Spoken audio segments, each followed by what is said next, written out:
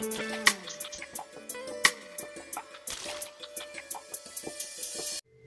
everyone, welcome back to JK Relations. இன்னைக்கு நம்ம bread omelette எப்படி செய்யறது அப்படினு தான் இந்த வீடியோல நம்ம பார்க்க போறோம்.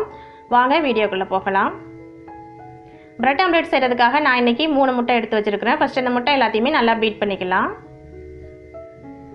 இல்ல வெங்காயம், தக்காளி, பச்சை மிளகாய், கொத்தமல்லி தழை எல்லாமே எவ்வளவு சின்னதா வெட்ட முடியுமோ அவ்வளவு சின்னதா வெட்டி வச்சுக்கோங்க. இப்போ வெட்டி வச்சிருக்கிற கொத்தமல்லி தழையை சேர்த்துக்கலாம். இது மீடியம் சைஸ் வெங்காயம் தான் ஒன்று வெட்டி வச்சிருக்கேன், அதையும் சேர்த்துக்கலாம்.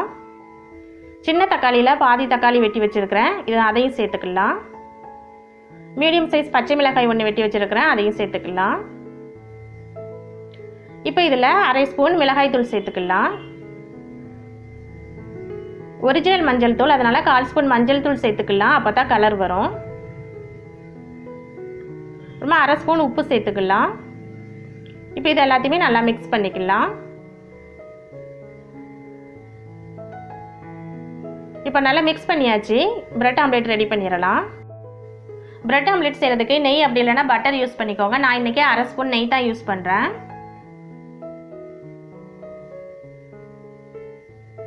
அப்புறமா பிரெட்டை நம்ம மிக்ஸ் பண்ணி வச்சுருக்கிற முட்டை மிக்ஸில் இந்த மாதிரி டிப் பண்ணி எடுத்து போட்டுடலாம். அப்புறமா இந்த முட்டை மிக்ஸை அப்படியே பிரெட் மேலே கொஞ்சமாக ஸ்ப்ரெட் பண்ணி விட்டுக்கலாம். இது கொஞ்சம் வெந்ததுக்கு அப்புறமா திருப்பி போட்டுடலாம். இப்போ இதை திருப்பி போட்டுடலாம்.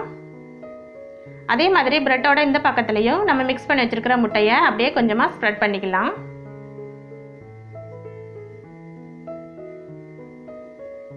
இப்போ இது மேலே கொஞ்சமாக பெப்பர் தூவிக்கலாம்.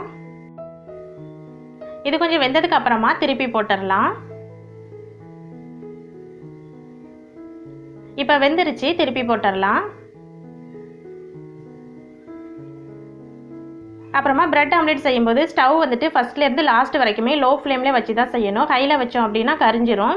லோ ஃப்ளேமில் வச்சு செஞ்சோம் அப்படின்னா தான் நல்லா கோல்டன் ப்ரௌனாக வரும். இது கொஞ்சம் வேகட்டும்.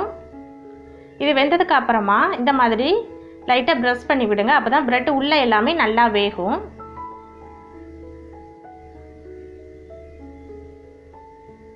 இப்போ இதை திருப்பி போட்டு அதே மாதிரி ப்ரெஸ் பண்ணி விடலாம்.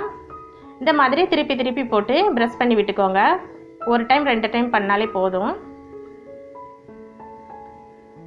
இப்போ பார்த்தீங்கன்னா 2 சைடுமே நல்லா கோல்டன் ப்ரௌன் ஆயிருச்சு. அப்புறமா இந்த பிரெட் ஆம்லேட்டோட கெச்சப் அப்படி இல்லைன்னா டொமேட்டோ சாஸ் வச்சு சாப்பிட்டோம் அப்படின்னா அவ்வளோ டேஸ்ட்டாக இருக்கும். இப்போ இந்த பிரெட்டை எடுத்துடலாம். இதே மாதிரியே எல்லா பிரெட் ஆம்லேட்டுமே செய்துக்கலாம். இந்த பிரெட் ஆம்லேட் பார்த்தீங்கன்னா மார்னிங் பிரேக்ஃபாஸ்ட்டாகவும் சாப்பிடலாம், ஈவினிங் ஸ்நாக்ஸாகவும் சாப்பிடலாம். எல்லாருமே ட்ரை பண்ணி பாருங்கள், எப்படி இருந்துச்சு அப்படின்றத கமெண்ட்டில் சொல்லுங்கள். இந்த வீடியோ உங்களுக்கு பிடிச்சிருந்துச்சு அப்படின்னா ஒரு லைக் பண்ணுங்கள். ஜேகே ரிலேஷன்ஸை சப்ஸ்கிரைப் பண்ணுங்கள். கூடவே பெல் ஐக்கானை கிளிக் பண்ணி ஆல் அப்படின்றத செலக்ட் பண்ணிக்கோங்க. அப்போ தான் நான் அப்லோட் பண்ணுற வீடியோஸ் எல்லாமே உங்களுக்கு உடனுக்குடன் நோட்டிஃபிகேஷன் வரும். தேங்க்ஸ் வாட்சிங் மை வீடியோ.